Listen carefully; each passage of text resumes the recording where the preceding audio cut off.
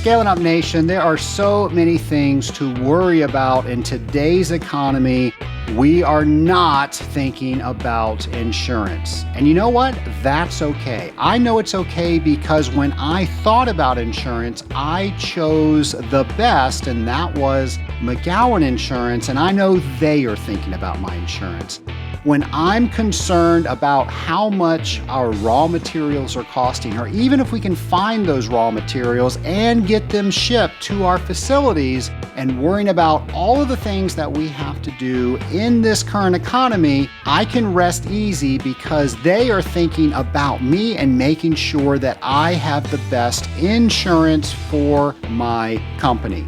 I get phone calls from McGowan letting me know that I need to do something different. Does this sound like the relationship that you have with your insurance carrier? If it doesn't, trust me, you are too busy to worry about insurance.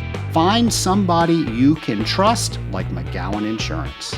To find out more about McGowan Insurance, go to scalinguph2o.com/McGowan. That's McGowan. Welcome to Scaling Up, the podcast where we scale up on knowledge so we don't scale up our systems. I'm Trace Blackmore, the host of the Scaling Up podcast, and we are right in the middle of Legionella Awareness Month. A couple of years ago, we weren't able to go to our conferences, and of course, one of the conferences we go to is all around Legionella. And we figured since it's normally held in August, why not make that August Legionella Awareness Month? Well, little did we know that would stick. And we are back again with Legionella Awareness Month. And of course, the more you know about something, the better you can handle it. So this month is all about Legionella, getting you to know more about something that is very important, something that we probably don't do the best job of explaining to our customers. And when we can do a better job explaining it, we can let them know what they are supposed to do and arm them with some tools that they can do it with. It's all about education, and that's what I hope you are getting from this Scaling Up H2O podcast. Something else I hope you get is a knowledge that there are so many things going on out there in our world that if we get involved, we can devour more information. And that's why I always bring to you some current events that are going on so you can decide if this is something that you should attend. So here are a couple of things that you might want to put on your calendar. The first one is the One Water Summit. That's going to be in Milwaukee, Wisconsin, September 12th through 15th.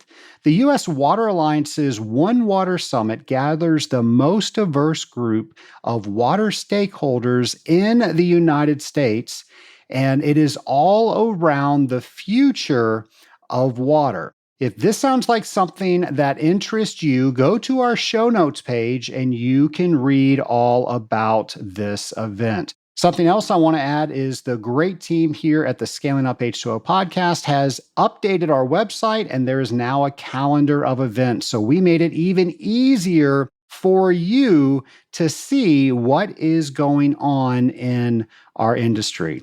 Now, here's something I hope is already on your calendar, but if it's not, go ahead and get that on there. And by the way, if you go to our calendar of events and you click, it will actually put it on your calendar for you. That's how awesome my team is. What am I talking about? I'm talking about the AWT's 2022 Annual Conference and Convention. That's going to be September 21st through 24th in Vancouver, Canada.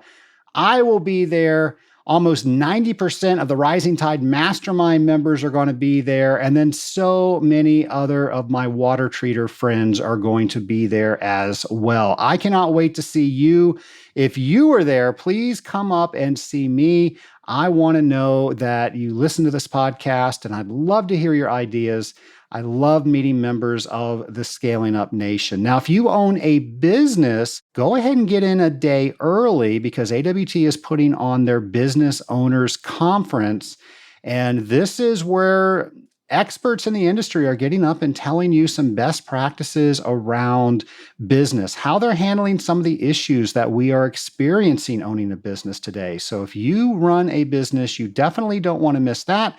You, of course, can go to our show page and you can find out all about that. We will send you to a link straight over to AWT. And also, we will have that calendar of events that you can put that directly into your calendar with a simple click.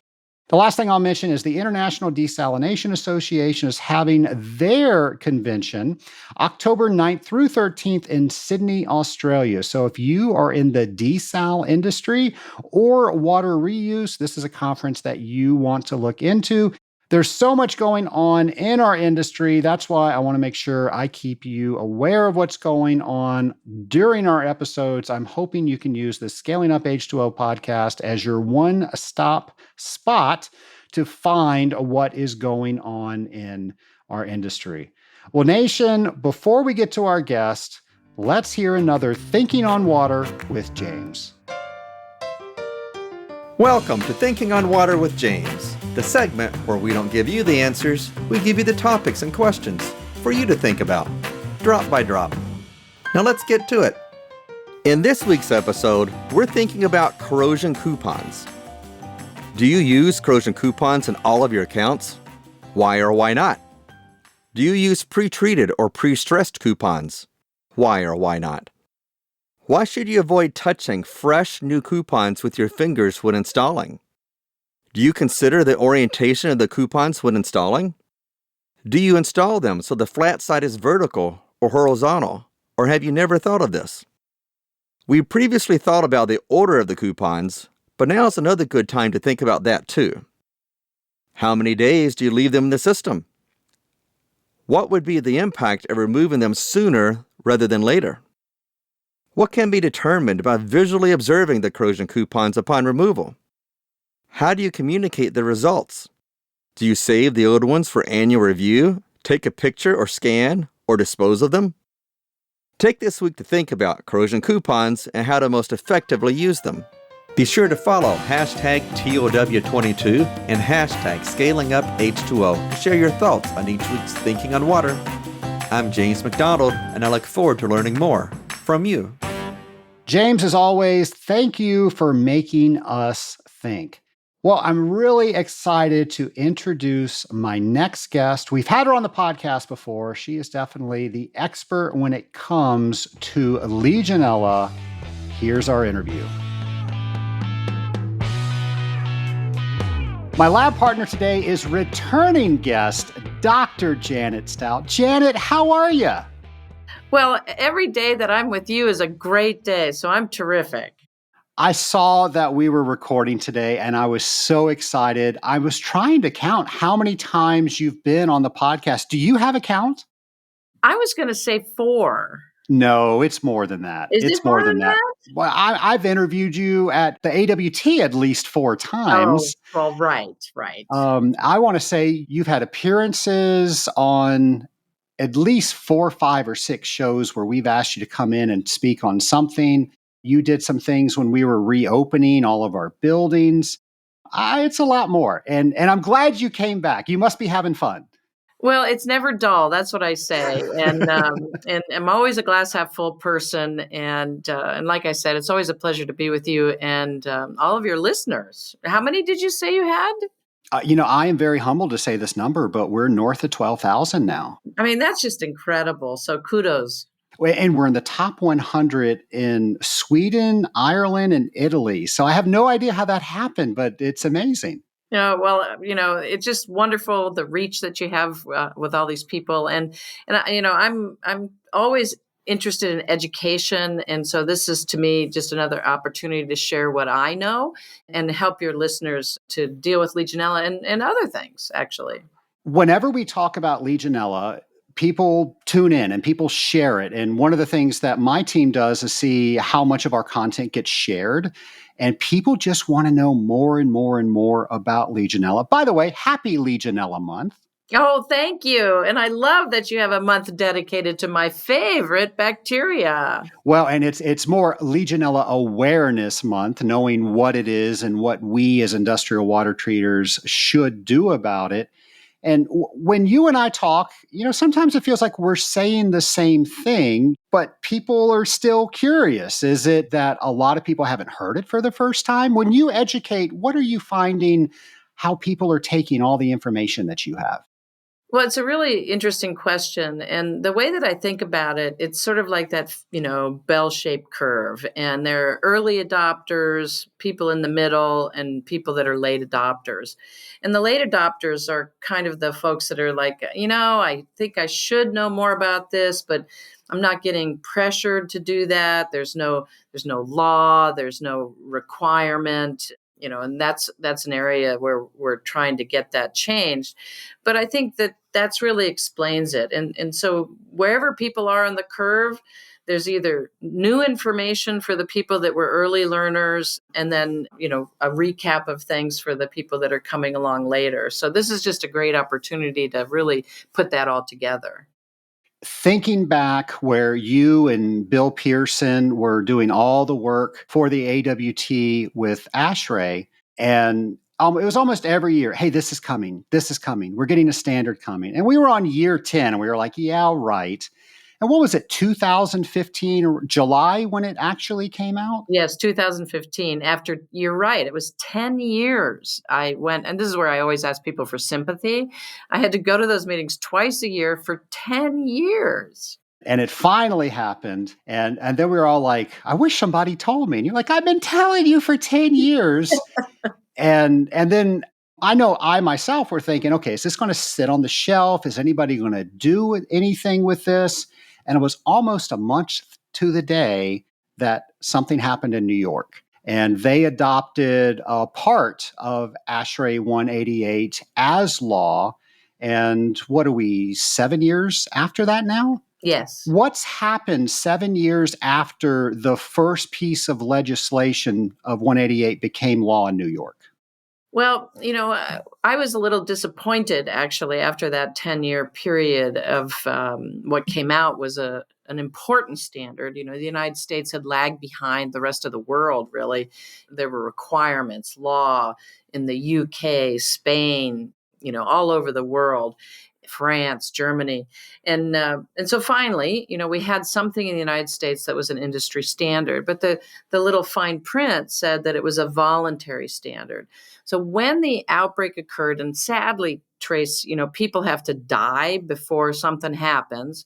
Then we had public health law as a result of those more than 100 cases and multiple deaths in the Bronx in New York City. So that's just really important that we cross that barrier. And then, there have been additional changes to 188 over those ensuing 7 years. And one of the things actually that I put on my list to say to the audience is that, you need to be aware that 188 is on continuous maintenance. Guideline 12-2020 is on continuous maintenance. And now we've got a new proposed standard from ASHRAE, standard 514P for proposed. And I want everyone to stay abreast of those changes and what's happening. And the best way to do that is to enroll or sign up for ASHRAE Standards Action. So if you Google that, it'll take you to a page to register. And what happens is they push everything that's going on with ASHRAE standards to your inbox. And then you look to see, is 188 anything happening, guideline 12-2020, and 514. And so I want people to be aware, participate. I really put a call out to people to submit comments to the ASHRAE first public review period, which ended May 30th for that proposed 514 standard. And I'm sure many of your listeners they're like, what? There's another ASHRAE standard. So that's ASHRAE standard 514P, risk management for building water systems, physical, chemical, and microbial hazards. So be aware that that's coming, to a theater near you, so to speak. And there's a real need for input from your listeners and people in water treatment and others to comment on this standard. And I'm sure there will be another public review, probably won't happen until the fall. but be aware that that's out there as well. And so I think we need more teeth, like the public law in New York, and it's happening. And I'm really excited to say that what that teeth means is legislation. And I actually got frustrated when the Center for Medicare and Medicaid Services backpedaled on their requirement for Legionella testing in their Legionella memorandum in 2017, reissuing it in 2018, saying it's at the discretion of the facility. So if any facility should be testing for Legionella, it should be healthcare, right? Well, it's still at the discretion. And so we need to say, no, you must do this. And so, legislative bills are going into various states in the United States, New Jersey, Florida. The most recent one was California. And so I'm really excited about that. And I actually reached out to my own senator in Pennsylvania, and that bill has been reintroduced this year. So I want everyone, if you're in those states, Google Legionella bills, and if you're in those states, contact those sponsoring senators and say, I support this bill. Well, Janet, I'll make sure to put the link that you mentioned on our show notes page. So that way nobody has to Google anything. Nobody has to wreck their cars by trying to take any notes. They can just go straight to the scalinguph2o.com website and do that. I remember how important that was when I was on the AWT board, and you and Bill were doing such good work within writing or being a voting member for 188. And every time that came out for public review, you said, please review this. We want to know what you think. And it was amazing. I always thought, okay, I've got a couple of comments. Maybe they'll read them, but they're not going to do anything with it. But I've seen comments that I've made be addressed, and that meant a lot. So just imagine if we have a lot of people that know the industry pouring into that. Yes, and the Association of Water Technologies, AWT, did submit comments on behalf of the membership, but we really need to hear from practitioners, people who would be directly impacted by the proposed standard. So really, really important to have that input. As you mentioned earlier, it's all about education, and we've got all different waves of people that are educated. A lot of people were early adopters, well, probably not as many as we wanted. And now there are people that are realizing, okay, I don't have a choice anymore. My customers are demanding this, and they need to know what they, let's face it, should have already known about Legionella and some of the other bacteria out there. You're really strong on education. You're trying to lead the pack when it comes to education. So what are you doing right now to help those people? I love that you use the word help, and it's help in the best way possible. So when, ASHRAE came out originally, now there's actually a sentence in ASHRAE Standard 188 that says no training is necessary to do this standard. And certainly that was important at the beginning because we want to know obstacles for people to do water management, risk assessment, things like that. But what I saw happening is that, like everybody and their brother and sister said, I can do that. And the spectrum of knowledge was really wide. There were people that, really knew what they were doing. And there were people that were just saying, I'll do it, but, I really don't know anything about this. And so I really felt that gap of knowledge needed to be filled. And so I reached out to an organization called ASSE, the American Society of Sanitary Engineers. It's a standard-making body. Their sister organization is IAPMO, which is an education and training body. And I said, would you be interested in creating an ANSI standard, professional qualification standard that sort of, basic knowledge about all things Legionella? And they said yes. And so it took them a year and a half to do it. In the spring of 2020, it was approved by ANSI. And so we sort of stepped into the role as one of the first instructors to deliver training so people could sit for the certification exam and get that credential as a certified Legionella water management specialist. And so at this point in time, since August of 2020, we've trained over 400 people. And so they passed the certification exam and now have that credential. And so that education is, Legionella, kind of, what's the epidemiology, the disease, its transmission, prevention, construction-related risks associated with Legionella, disinfection, other waterborne pathogens, and also how do you handle an outbreak investigation? Like, hopefully that never happens to you. And all of that is packed into 3 days of virtual training, at the end of which you can sit right away for the certification exam or for 2 weeks later. And all of that is orchestrated through IAPMO. So you can get information about that and information to register on our website, specialpathogenslab.com. And I just highly recommend it. And you'll appreciate this, Trace, because I know you're a fun guy, not fungi, fun guy, that we make it fun. So there's a lot of peer-to-peer interaction between the participants. So there's people from infection prevention, facilities, water treatment, public health, sharing the knowledge that they have in the various breakout sessions and Q&A sessions. So it's just really, we make it fun. You can't see me, but I have my Legionella Party Crasher hat on. We send everybody a Party Crasher hat and a Legionella Party Crasher button, and the guidebook that we've written. So that's one of the things, sort of the big thing on education that we're doing. But it's the little stuff too. It's ongoing education. And so we do that through what we call the Puzzled by Legionella Wednesday webinar series. And what that is it's lunchtime. It's 12 noon Eastern time. For about 20 minutes, the speaker gives a talk, and then there's live Q&A afterwards. And I'm really excited about the June 22nd one. It's about Sphingomonas. I bet you haven't even heard of Sphingomonas. Well, Sphingomonas is sort of a distant relative of Pseudomonas. And I read a paper about an outbreak. It's in water, an outbreak of this waterborne pathogen at the National Institutes of Health. And I reached out to the infectious disease physician who reported on that, and they are giving the talk on June 22nd. And then the next one's the American Society of Drinking Water Administrators, talking about, certified operators, and past webinars are available on our website.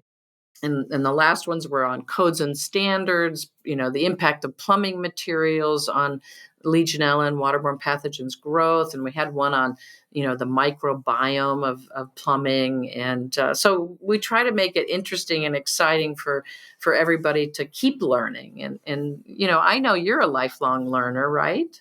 It's one of my goals. Well, I think you accomplish your goal on a daily basis. I've always looked at a day that I did not learn something new was a wasted day. Yeah, and I get really excited. So you've learned something new today already. Now there's a bacteria called Sphingomonas. I'm not going to remember how to say it, but yes, I know it exists. I know you've really helped me with my biology vocabulary. So I'm a chemist by trade, and I got through biology, but my hat is off to you, and I wish I had a hat like yours. I don't know, biology just didn't come to me as naturally as chemistry. So I'm glad I have people like you in my corner. Well, we got to have multidisciplinary connections, right? So you can teach me chemistry, and I can teach you microbiology, and then we can beat Legionella down. I love it. I'm going to let the Scaling Up Nation blame you for this, because you just reminded me of one of my worst dad jokes. Oh. You talked about a fungi. So a mushroom walks into a bar and asks the bartender for a beer. And the bartender says no. And the mushroom replies, "Why not? I'm a fungi." Yeah. I apologize. It's Janet's fault. Please don't send your letters to me. Send them directly to her. Well, I have something to share that I hope will make you laugh. So it's a little bit of a riddle. Why did Legionella cross the road? Why did Legionella cross the road? To get away from Dr. Stout, of course. There you go. There you go. Well, can I ask you a couple of questions about the exam for Yes. ASSE 1280? So we always talk about the CWT exam, and people want to know how to sign up for that, what it's like. Can you explain the process for the ASSE exam? Yeah. So, well, first of all, where do the questions come from? So, a group of experts, I wasn't part of that part of the process, but they came together and designed those questions, much like the certification exam delivered by AWT. ASSE delivers the test, it's a proctored exam, it's through your computer. And so, somebody's watching you. As you take the exam, it's a 100-question exam. You have to pass it with 80 or higher in order to be certified. And so they make it very easy. When you register for the training, they register you for the exam. And as I said, you can take it immediately after the training or within 2 weeks. It's kind of nice that cost for the exam is included in the training costs, and as well as the guidebook. And so they make it very, very easy for you. And everybody sort of gets nervous and starts sweating when they have to take a test. So I can tell you that our pass rate is about 96%. Wow, that's great. Well, I'm pretty proud of that, actually, and I attribute it to the instructor team that we have and the format. And if you make people have, make them laugh, make it enjoyable, the information sticks better. So people don't have to be too nervous at the end of the training. They can have great confidence in their ability to pass that certification exam. If somebody already has their certified water technologist designation, is this something that they should do? Yes, yes. And there's two ways to do it, or the two ways that I think about it. One is, as I mentioned, everybody and their brother or lemmings to the sea said, I can do this. Well, how do you differentiate yourself? You know that you're better and different than the rest of the pack. Well, having this credential, at your signature block, and you can tell people I'm credentialed and a certified Legionella water management specialist through ASSE, makes you different. And I'll just share real quick. I just came back from the National Infection Prevention Conference, APIC, and I went to a session on water management. And in the bio sketch of one of the speakers, it said that he was ASSE certified to 1280 as a Legionella water management specialist. And these things differentiate you from other people. The other thing that's going to happen, especially in healthcare, much like there's a requirement for training called ICRA, Infection Control Risk Assessment. And whenever they contract with people, they want to see that they are ICRA certified. And the Carpenters Union does that. ASSE and the UA do that. So that's a credential that will be required, that is required for people working in construction in hospitals. And I predict that will be people looking for hiring people that have the certification. Well, let's shift gears just slightly. Is there anything new going on in testing? There's some saying about everything's new, but it's not. And so there's a lot of discussion about polymerase chain reaction. And I think it's just, although marketing is extremely important, a lot of the times this sort of thing is sort of marketing. And what I want people to understand about polymerase chain reaction is it's been around a long time. The first study I did with PCR and Legionella was with OSHA, actually, back in the 90s, because they were going out and doing case investigations, and they wanted results quicker. And so they teamed with us to evaluate, at that time, a commercially available PCR test. And one of the things that was true then and continues to be true today is that there was great concordance matching in terms of results, presence, and if you're doing quantitative PCR amount between Legionella pneumophila testing and by culture and Legionella pneumophila testing by PCR. Good concordance in every study that we've done from the beginning to now. So I have great confidence in that. What's new on that front is that now we can sort of parse out presence of Legionella pneumophila serogroup 1, with a different probe. So now you've got Legionella pneumophila, Legionella pneumophila serogroup 1. That also showed great concordance, right?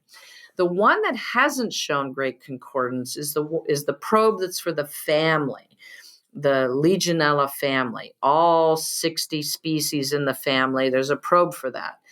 That is often positive when culture is negative. So there's not concordance.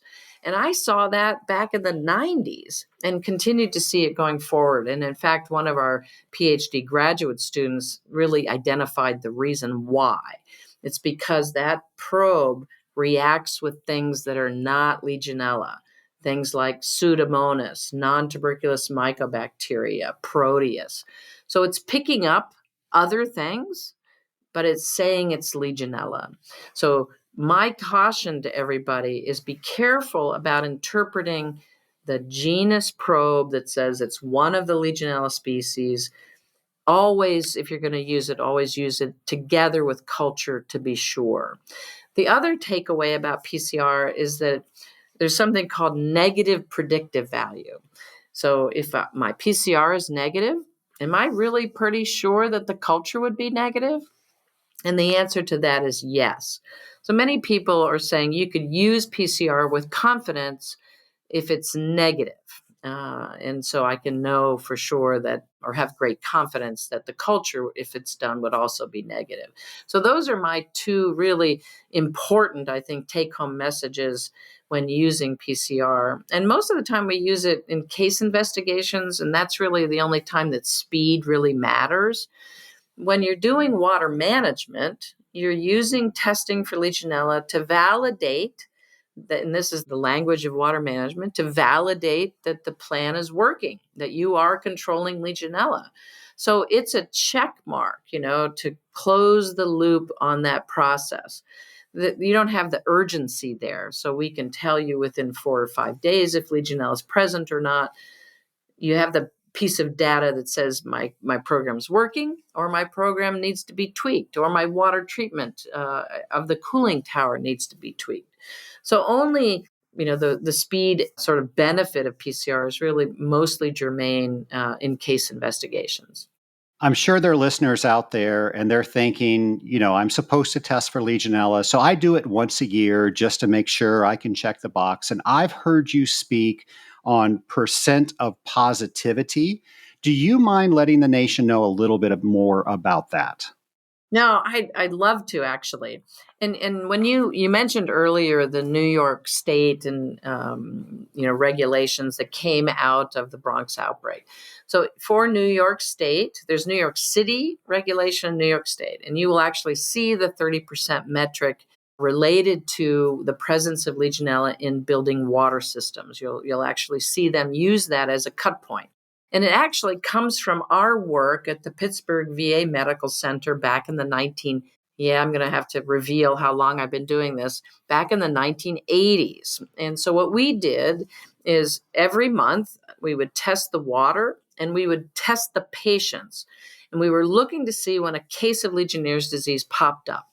Well, every time it went, the testing of the water went above 30%. And that means, if just for easy math, if more than 3 out of 10 faucets or showers are positive for Legionella, particularly Legionella pneumophila serogroup 1, bam, we'd see a case. And then at that time, we were doing heat and flush. We'd knock it down. We'd follow the environment. We'd follow the patients. As soon as the percentage of positivity of those faucets and showers went above 30%, bam, again, we'd see a case. And so that paper was published in the 1980s. So that tells you when the risk goes up to an unacceptable level. The other piece of this with the 30% metric is, and you can appreciate this, Trace, I think, you can't completely eliminate Legionella, whether it's from a cooling tower or a potable water distribution system. You can knock it down, you can hold it down with water treatment, but you can't eliminate it. You're never going to sterilize a water system or a cooling tower. It's just naturally occurring bacteria. So we're not asking people to get to 0 Legionella. We're asking people to get to 0 cases of Legionella, right? So that's the real goal. 0 cases of Legionnaire's disease, not 0 Legionella in the water. Jen, something that I get the privilege of doing is some water treatment companies ask me to come in and look at their accounts or look at their service reports. And before somebody finds a mistake, can I find a mistake so they can learn from it? And just recently, there were some high tests on positive Legionella, and they said they did a sterilization on numerous reports. What should that report have said? Disinfection, not sterilization, because sterilization means you've eliminated the bacteria completely. You can't do that. It's impossible. So, and what is a typical disinfection? So we did some tests, we found some positives. They were high enough that there was an action step that was needed. Is it one size fits all? Is it just what we're used to doing, what it's easy to do? How do we determine what the best course for disinfection is? So it depends on which type of water system you're talking about. So in your example where you were auditing, which kind of water system was it? That was a cooling tower. Okay, cooling towers. So again, we're not looking for 0 Legionella in the water. And you'll see some metrics, for example, and I'll just do a plug for the Cooling Technology Institute Guideline 159. I would encourage everybody to get a copy of that from CTI. It's very inexpensive, but it's one of the best examples of managing cooling towers and specifics, not only of targets, but also putting the testing into context. So one of the things I've always sort of hammered is that this testing is not and the results are not health-based metrics. It's not that these numbers mean you're not going to have a Legionnaire's disease case or you are going to have a Legionnaire's disease case. These are performance-based metrics. They are telling you how well your biocide program is performing in controlling Legionella. I am perfectly fine with anything above, like if your results are 20 colony forming units, you're good, you're maintaining. And if they start to go up logarithmically, tenfold increases, 10, 100, 1,000. So at each one of those increments, now we have to have a corrective action that isn't dump a whole lot of bleach into the tower, because for a long time, people were just doing so much damage to their cooling towers by doing what used to be called the Wisconsin protocol. Any positivity made people very nervous and they just hyperchlorinated the heck out of it. You don't have to do that. You can have incremental changes in water treatment with logarithmic changes in a cooling tower of Legionella. So concentration-based metrics in a cooling tower where you've got a body of water and you can test it is fine. In a water distribution system, as we just talked about, that 30% metric, you're looking at how extensive the distribution of Legionella is through the entire system. And it also depends on who occupies the building. So if you've got a commercial office building, I don't get as nervous about the presence of Legionella as I do in a healthcare facility, that has a bone marrow transplant unit or an oncology unit or an ICU or a NICU, neonatal intensive care unit. No babies should ever get Pseudomonas or Legionnaire's disease, right? And so those are the times when you want to either in response to case or a suspected case or constantly being in excess of 30%, you need to start talking about disinfection approaches. So it's easier to apply chemistry to a cooling tower because you don't have to worry about exceeding drinking water regulations. But the toolkit for potable water, chlorine dioxide, monochloramine, UV is not that great, maybe in a small area. Ozone, not so great because it dissipates so quickly. So those are the typical tools in the toolbox to address the presence of Legionella in water distribution systems of buildings. They all have pros and cons, and that's why you need professionals trained in what those pros and cons are, what the limits are, and how to sort of navigate that regulatory maze for permitting is really important as well. I'm thinking back a couple of years ago, and of course, we're still experiencing it, but there was this thing called COVID, and the world shut down, and the water in our buildings just stagnated. Then we came back online. There were issues. I'm curious, as a microbiologist, as a Legionellologist, what did you learn during that time? Well, I was really, really worried. And this is the reason why I was really, really worried, is because with all that stagnation and lack of, treated water coming into the building, you know what the bacteria were doing, Trace? I imagine they were having a party. They were having a party in the pipes. And so I was like very, very concerned about this. And actually there was a front page New York Times article about Legionella being found in schools during the COVID shutdown. And so there it was, not just schools, but other buildings that had been shut down, commercial office buildings, schools, parts of long-term care facilities, hospital units. And so it was a confluence, the perfect storm for Legionella to have the party in the pipes, because the growth of those other organisms create growth factors that Legionella needs. There's no disinfectant in that water.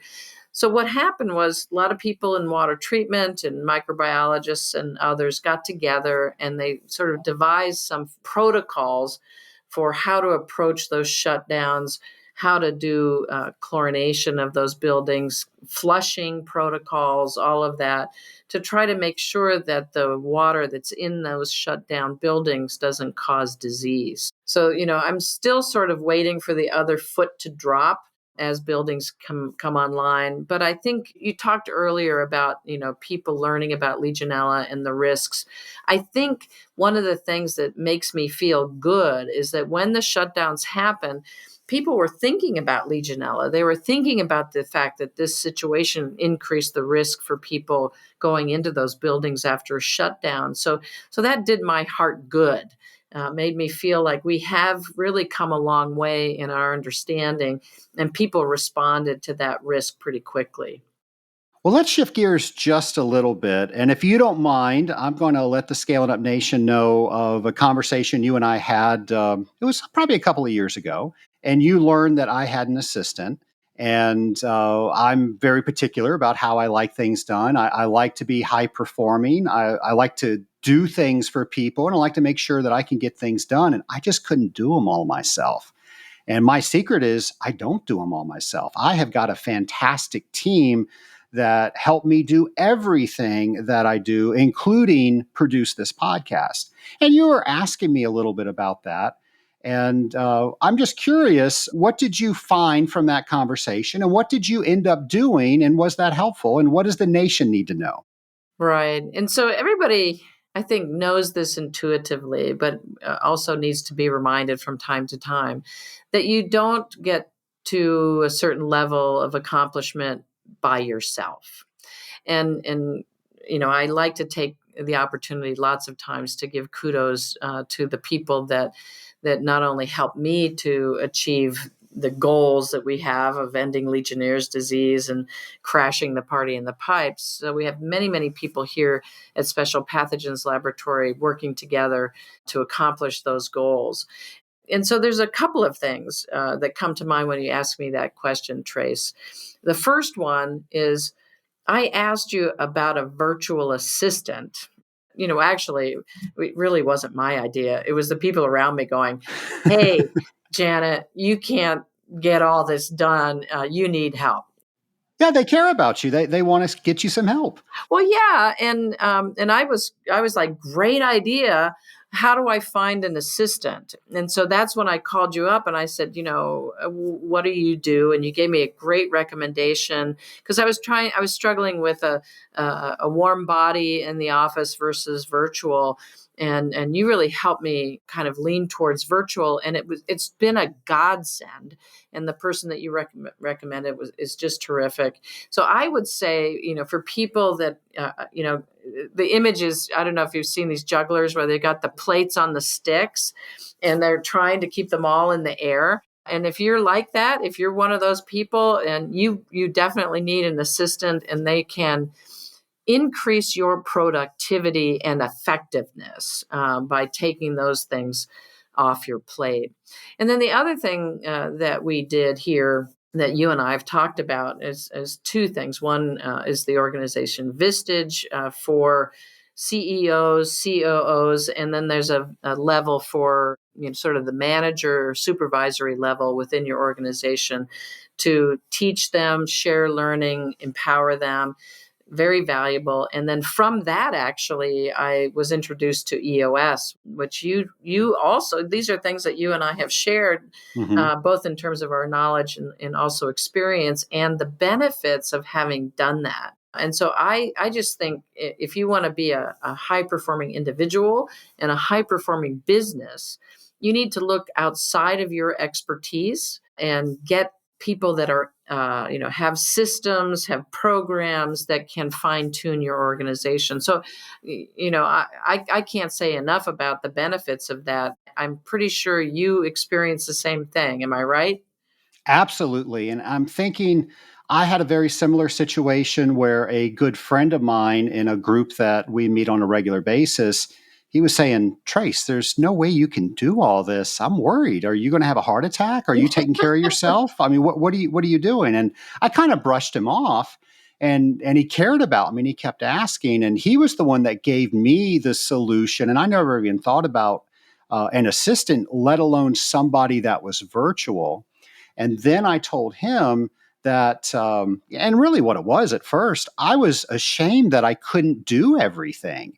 And I didn't want people to know I couldn't do everything because then maybe I'm failing, but I can't do everything and nobody can. And he was trying to help me and people around me were trying to help me.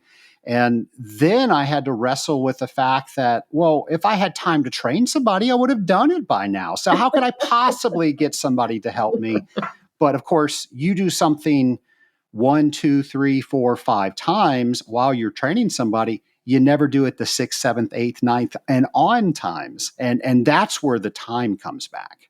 Yeah, and as you're talking, I'm remembering too that not only did these things like Vistage and EOS help the organization, but you need to also be helping the individuals within your organization. And the busy guy that you are, you do this thing called Masterminds. And I really have seen tremendous benefit. There's two people that have been in our organization that have participated in that, have just grown leaps and bounds. And it sort of touches on both the professional development, but also the personal development that we all have to go through if we're going to be, fully successful humans, not only in our business, but in our personal lives, family, friends as well. And so, you didn't pay me to make that commercial for you, but it is part of what I have implemented in our organization to really, if you're going to be a race car, to really, really tune up the race car.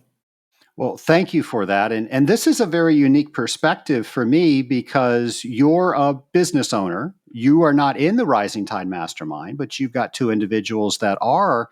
What was the conversation like when they asked you if they could join?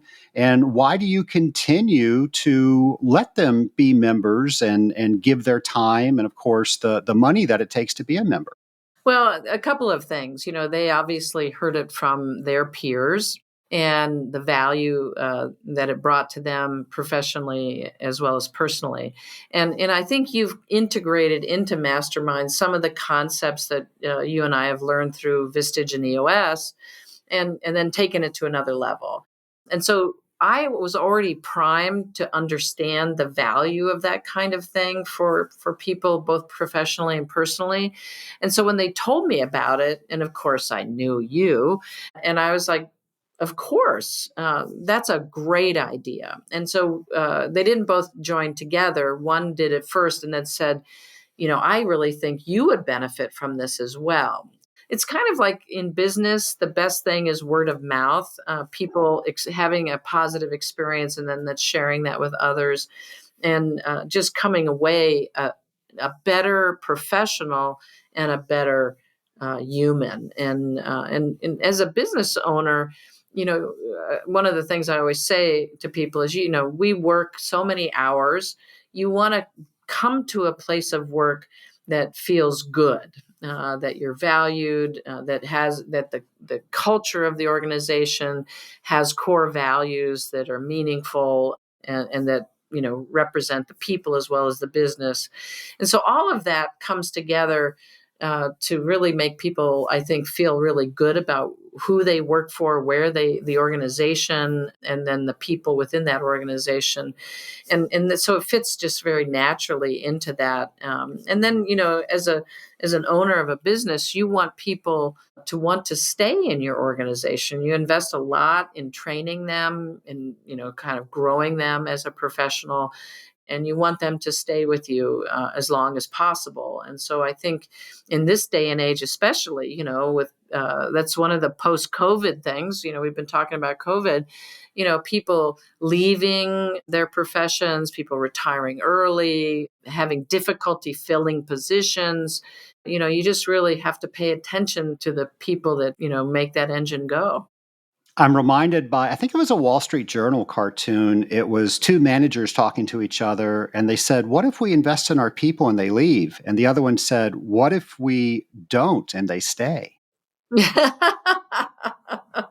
That's a great one. Jenna, in just a short month, not even that long, we're going to be in Vancouver together at the AWT conference. Tell us what you guys are doing there. Well, we always come up with a theme, and so it's a big reveal, so I can't tell you, but it'll be fun, right? And I'll just remind people of last year was the Party in the Pipe, so we were the Party Crashers, and so we did that 70s disco look, and then one year we did BLT. I remember that. Best Legionella test, and we served little mini BLT sliders, and we dressed like chefs. And then we were just talking about fueling your company. And one year we did sort of the Indy 500 race car theme, and we had driver jackets on and that sort of thing. So we make it fun. We talk to people about the educational opportunities with ASSE and other things. We're working on an online version of that. So we'll have a lot of things to talk about. I will say my favorite that you did was the Legionella Lager and the Stout Ale. I'm trying to remember, what was the theme for that year? I just remember the beer. Well, there was this place in Pittsburgh that you could brew your own beer. And then they allowed you to have a custom label. And so the Stout Ale had my picture on it, and the Legionella Lager had a picture of a culture plate with Legionella colonies on it. And we had a little competition, which one would win the taste test, Legionella Lager or Stout Ale. And it was a tie. And it was really, really fun to do that. So it was just like we were just having a good time. Every time I walk into my local grocery store, I'm looking for those labels. I can't imagine that they have not made it out to a national level yet. Well, Janet, it's always fun to have you on the show, and it's always fun to ask you lightning round questions. But since it's your 12th time here, I got to keep making questions up. So here are some questions that my staff wrote for. So are you ready for the new lightning round session? Let's do it. All right. So as a child, what did you want to be when you grew up? Believe it or not, I really wanted to be a carpenter. And here's the story. They were building a house next door, and I was about 5, and I would go over there every day. I was like underfoot with the workmen. And then at lunchtime, what eventually would be the living room, they'd sit around the unfinished walls. And this guy would always have a Kit Kat in his lunch, and he would slide it across the floor to me. And I just thought that was the greatest thing. So I thought I'd be a carpenter. So everybody's wanting to learn more. What should people have on their bookshelves to learn more about Legionella? Well, our guidebook, of course. Of course. Of course. And you can go to our website, specialpathogenslab.com, and you can purchase the guidebook by itself. I wrote this book with help from others, of course, like we were just talking, but the design of it was intended to make it fun, colorful, easy to read, hitting all the most important points about Legionella. And I think we did a great job. There's QR codes, it's sort of, aren't QR codes the best thing? They are. We're using them on products. It's amazing. I haven't done a PowerPoint in years without a QR code so people can actually go somewhere and get more information. Right. So we have QR codes in there that take you to videos about, how to sample cooling towers, bacteria replicating inside of amoeba movies. I mean, it's just really fun. So I would say if you need a book on Legionella, get the Puzzled by Legionella book by the Legionella experts. Well, our producer here, Corinne, wrote these questions, and I know for a fact she's a Marvel fan, and she really enjoyed WandaVision. Did you see that? I didn't. Well, the premise is two Marvel superheroes were trapped in a TV show. So if you were trapped in a TV show, which one would you want it to be? There's so much great TV now, right? But lots of times I'm channel surfing and they're always playing Seinfeld episodes. So I think I'd love to be trapped in a Seinfeld episode because it's so hilarious. I love Seinfeld. I'm curious, which one would it be? Which is your favorite episode that you want to live over and over and over again? Well, it's got to be Elaine dancing, right? Oh, so many good ones. As soon as I say that, everybody's like, you can see the thumbs going out, and that's great. Last question. What is one thing you think everybody should experience within their lifetime? International travel. And I say that, there's so many great places to go, but this is the reason that I say it. I found when my father was career Navy, and the saying was, join the Navy, see the world. And well, mine was study Legionella and see the world, because I got invited to go to places like Paris or Berlin. And what I remember about it is that it was incredible, but it was humbling. Because you don't know the language and you learn about other cultures, and we're so US centric over here. It's just really opens you up as a person when you travel internationally. Janet, thank you again for coming on the Scaling Up H2O podcast. We always learn so much when you're here.